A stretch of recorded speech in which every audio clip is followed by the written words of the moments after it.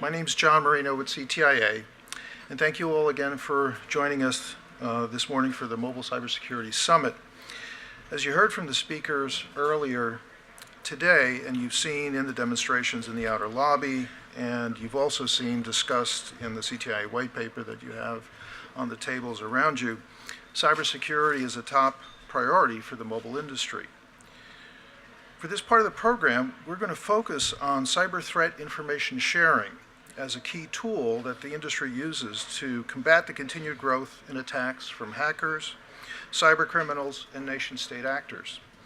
You've heard from the speakers this morning, starting with the FBI, following with some of the industry speakers, as well as the comments from Chairman McCall. And for this panel, we'll hear from leading industry experts about how the sector coordinates and shares threat information to defend mobile networks. They do this every day, 24/7, 365, to mitigate the efforts of adversaries that would threaten the mobile ecosystem. So on the panel, we have leading national and regional carriers. These carriers demonstrate how the industry works tirelessly to keep the nation's networks safe, as well as to keep our consumers safe. So I'm going to briefly spend a few moments introducing the panelists, but what I'd like to do is to spend the majority of our time in a dialogue with the panelists so that they can give you their perspective on cyber threat information sharing, how the industry collaborates across national networks, across regional networks, and how indeed it all comes together. So to my right, starting with AT&T, Chris Boyer is not only a thought leader in cybersecurity, but is key to what the industry does in cooperation with government, and in particular as it relates to cyber threat information sharing practices and resources. And in fact, Chris will be leaving our panel probably midway through because he's got a very important meeting over at the White House, specifically dealing with cybersecurity, so we're trying to make sure that he takes full advantage of that opportunity. From the standpoint of regional carriers, we have both Cellcom and US Cellular, represented by Lee Thibaudeau for Cellcom and Claudio Taglienti for US Cellular. They're both leading change agents when it comes to cybersecurity circles and mobile technology strategy, and indeed are prime movers in a lot of the work that we do at CTIA within the cybersecurity working group.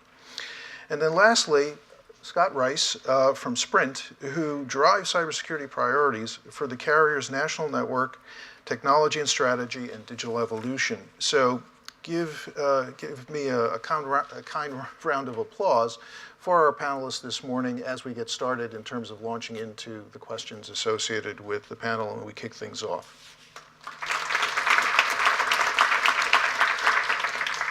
So Chris, let me start with you, and can you give the audience your views on cyber threat information sharing, and can you tell us, where we are today and where do you see things going in the future, given all the threats that we heard about from the previous speakers and how cybersecurity threat information sharing plays into that? Yeah, sure.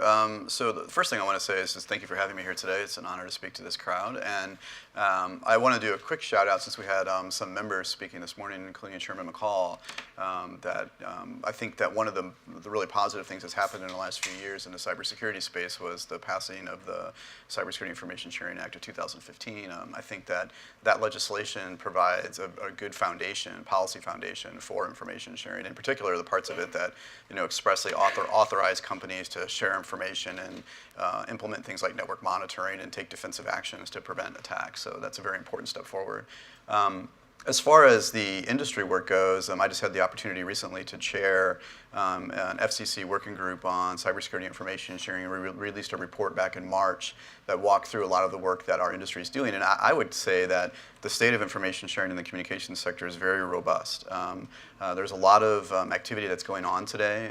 If you really look at it, I like to think of information sharing as from the private to private perspective, and then from the private to government and vice versa type of perspective. And on the private side, in Washington, we have a tendency to talk a lot about the government-led programs. But the thing that I was struck when we did the report was the level of sharing that's going on just within the private sector itself. There are so many different venues in which information is being shared today amongst companies that there's really a lot of things going on. And then on the government side, we've seen a lot of progress made with things like the automated information sharing portal that DHS is doing. There's still things that could be done, I think, better. There's some improvements that could be made along the way, but I think they're making progress, and we've been working pretty closely with them. So I would basically say that a lot of things going on in information sharing, a lot of progress being made, still some work to be done, but I think the state of it's pretty solid right now.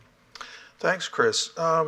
One other follow-up question that I had for you has to do with how do you see the coordination that goes on across the entire set of critical infrastructure sectors in terms of how does our sector communicate and share information with other sectors like the energy sector, financial services sector, things of that nature? So on that question, it's a complex issue, right? Because there's a lot of venues that we're talking to each other in, but the main vehicle for that is through the NCIC, the National Cyber Communications and Cybersecurity Integration Center over at DHS. We have an ISAC, Information Sharing and Analysis Center for Communications. Our ISAC happens to be co-located with DHS as part of the National Coordinating Center. I'm throwing a lot of acronyms out here, but we're very integrated with the DHS process, and what we would do is share information through DHS, and then of course other sectors are also integrated with the NCIC, and they receive that information as well. And then strictly to the communications industry, we have, like I said before, we have a lot of private organizations. Like one is what we'd like to call the NSP group, the Network Service Providers Group, that meets every Monday, where we get all the big players, including my colleagues here on the panel, and we get together and talk about security issues affecting our industry. So there's a lot going on there, but a lot of it's done through the NCIC and through the DHS process. And given all of that activity that goes on every day and the interactions with DHS and across the different sectors, how does the NIST framework fit into all of that? There's an upcoming workshop that the NIST organization is going to be sponsoring in May, as well as there have been comments that have been filed on the latest update to the framework. Yeah, so so we were heavily involved in the development of the framework when it initially came out. So I think the framework is a very important tool that companies are using today to kind of build up their own security processes. It'll be interesting to see what comes out of the workshop in May. NIST is proposing to update the framework. They've added a couple sections that I know folks are really closely paying attention to, in particular the portion of it on metrics. Our industry, we did a lot of work on metrics in an FCC report back in 2014. It's a very complicated issue, and so I think NIST has a lot of challenges in kind of sorting through what that's going to look like for cybersecurity. Not to say that it's not important to look into, but it is a very complex issue, and I think it's something that's going to be a big challenge for them. My personal view is that I would actually say, as opposed to updating the framework, the thing I think we should be focusing more on is driving the use of the framework and applying it to other environments like the IoT space. We heard earlier when Bill O'Hearn was speaking, my CISO, he talked a lot about some of the IoT security challenges. We should be talking more. I don't think there's a need to wholesale rewrite or change or significantly update the framework more as there's a need to drive people to use it and try to apply it in these different verticals so that we have better security across all the different things that are going on now, as opposed to kind of making a new version of the framework at this point. Thanks, Chris. Lee, let me move on to you. And given what you heard Chris just describe, can you tell us a little bit about how does cyber threat information sharing fit into your world, and as a regional operator, what you all are seeing and what's important and what are some of the key priorities you face every day? As a regional carrier, obviously our network is much smaller than the networks of my peers up here. But cybersecurity is no less important to us, and we spend a great deal of time paying very close attention to it. We participate in a number of forums that Chris talked about, and are active in those things, as well as with CISRIC and some things like that. But also I think it's important to note that sharing information with these carriers is very critical to us, because our network is really interconnected with a number of other carriers' networks, and what affects us can in fact affect other carriers, and what affects them can ultimately in fact affect us as well.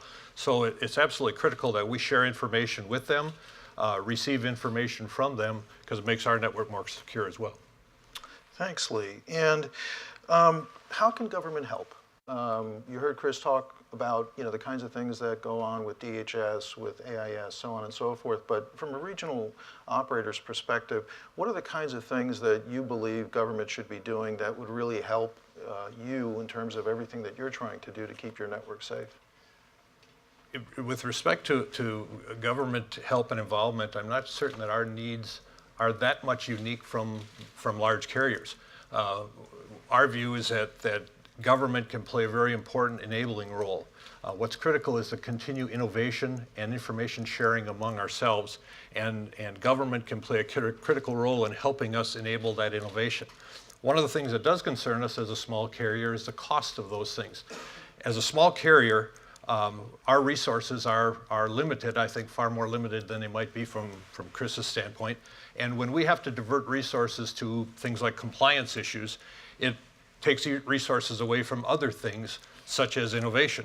And within our organization, within the construct of our business model, we have to spend money on building our network, on serving customers, and providing our shareholders with adequate return on their investment. And there's not a lot of room within that to move resources around a great deal. And I guess I would caution government that when we have to put resources against compliance and regulatory issues, it does take resources away from development and innovation for a small carrier like ourselves. Scott, moving on to you, again, looking at, the perspective of a national carrier with a national footprint, where do you see the threat landscape going, and, what do you think of what you just heard from Chris and Lee? Well, first, any carrier, big or small, has resource challenges, and we have to stay focused on innovation as we fight threats and as we understand how to guard against those. I'm actually coming from a slightly different viewpoint than many of my colleagues here today. While at Sprint we bring together the network and the IT organizations as we build NFV, we're more together than we've ever been. And we are absolutely concerned every day. We have to share, and we have to continue to innovate.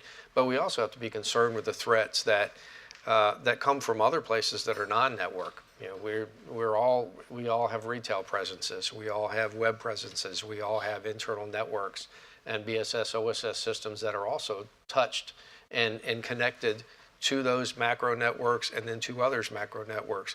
So where we spend our time is understanding and learning how to fight every threat that comes from every angle, because it only takes one to completely disrupt your business, whether that's in the network, whether that's in your internal network, whether that's in your IT and your BSS and your OSS infrastructure. And that's where we spend our time. And how do you see that fitting into the evolution of technology? Because in the case of wireless, it's moving into its 5th generation of technology in less than 30 years. That's always a challenge in terms of what does that mean from a security perspective. And again, can you share with us a little bit of your views of what does that mean? Yeah, and actually we heard this morning, as networks become more and more software defined, it is true that you can put wrappers, you can containerize, and you can build security at that level, which is great, versus standing back at the big firewall and not letting anybody climb across. But it also gives more access points that you have to be concerned with. So the more failure points that you have, the more vigilant that you have to be. And as you move to a software-defined capability of 5G network, plus the billions of devices, hopefully billions for all of us, that will come over, we have to be able to continually innovate, to Lee's point, and share amongst ourselves the threats that we're all facing. Because while we compete every day, we're also, together in fighting these threats and learning from those threats. Because, again, as Lee indicated, if you could get in through one network, you might have access to all, as we're all connected. Yeah.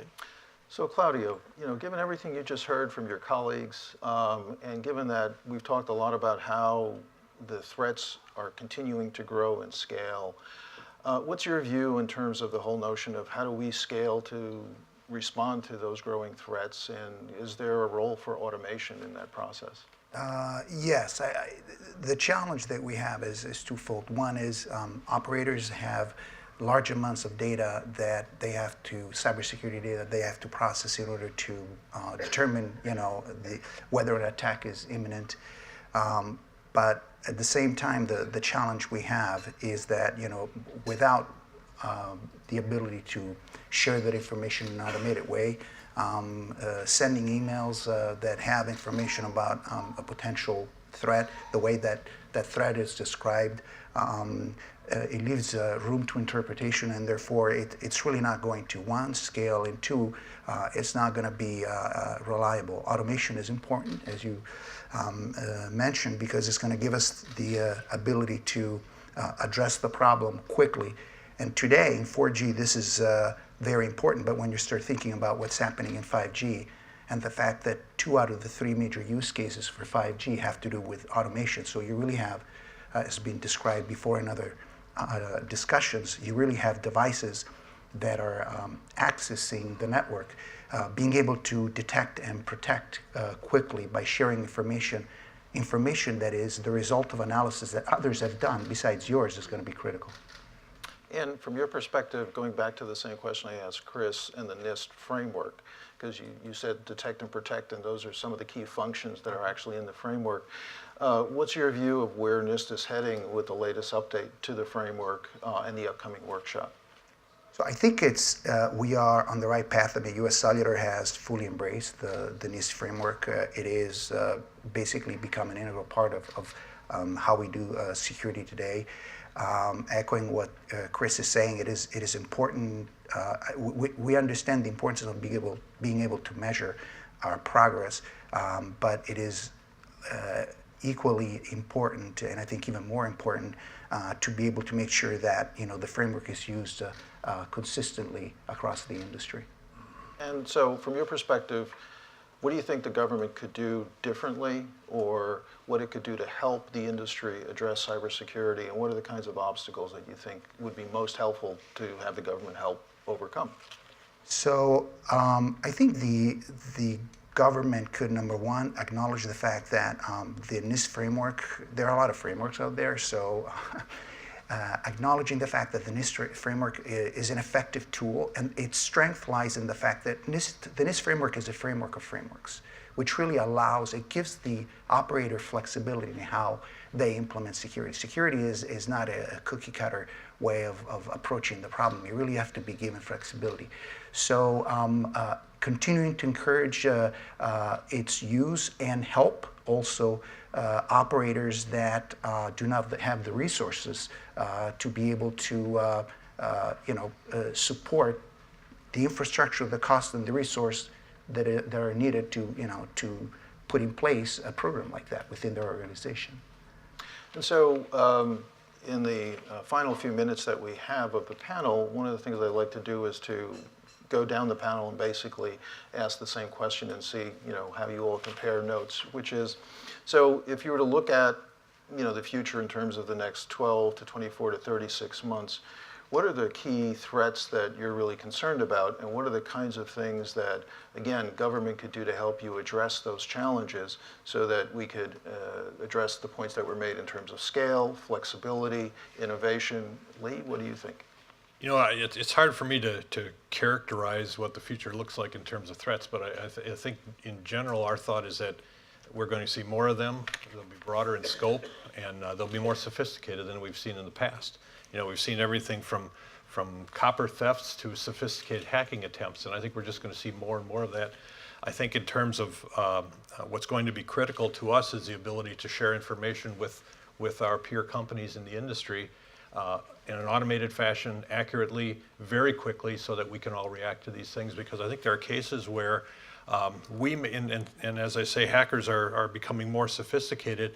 They're trying to stay sometimes below the radar screen, where we may see something in our small network in one of our smaller cells that looks suspicious, and we can share it with the other networks very quickly to see if we're seeing something that's isolated to our network or might be an indicator of something larger. So for me, it's certainly facilitation with government is necessary to facilitation of conversation. But again, resources, big or small, is a challenge to have to go through various compliance items, because that can stifle innovation. And when I think about the things that scare me or that I'm concerned about, it's not only across the network again, but across all of our points of presence, so to speak, and issues that have happened at companies that are not even associated with us. We heard this morning about password changes and the attacks that come, and the repeated just attempts and the probes that happen every day, thousands of times a day, just to try to find one vulnerability. And whether it's in the network or within your various other systems, those are the things that we can't anticipate. We have no idea what the next set of threats with. It would be great for our society if all of that energy was put into solving world hunger or improving some kind of other social need. Not going to happen. There are a lot of focus from the actors out there that want to do bad, and we have to be vigilant again. So, Claudio? Yeah, I would like to see the government look at the industry, especially the telecom sector that has been building five nines reliable networks as a partner, and acknowledge the fact that the telecom sector has been at the forefront of innovation in the field of, among other things, security. So I think we need what's coming with 5G. It's going to be challenging, and that strong partnership and flexibility is going to be critical moving forward. Very good. Well, thank you all, gentlemen. And please join me in thanking our panelists for an excellent discussion.